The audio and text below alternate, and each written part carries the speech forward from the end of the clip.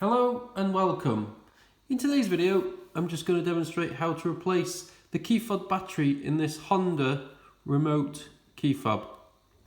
What we need to do is remove this tiny screw here, and then we can split the two halves of the case. Then we've got access to the housing inside where the key fob battery lives. So first, get a small Phillips screwdriver and just remove the little screw at the base of the blade, like so.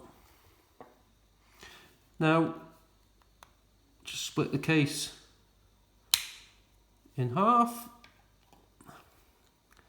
and then you've got access to the housing which houses the key fob battery.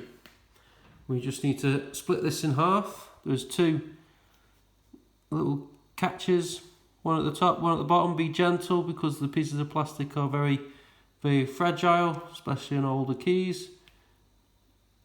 And you just split it open like so, and there is your key fob battery. Just get your screwdriver again and just get underneath it and pop it out of its housing. This key fob takes a battery with a part number of CR1616, like this one. We just get our new key fob battery and we pop it back into the housing, making sure that the writing on the battery is facing downwards and you know it's in its correct location. You just get the other half of the case and you just simply pop it back together. Make sure every 4 clicks in place. Pop it back in there, and we just pop the other half of the case back together. Make sure everything lines up, clicks in place, and then we just simply pop our little screw back in to make sure it's all secure.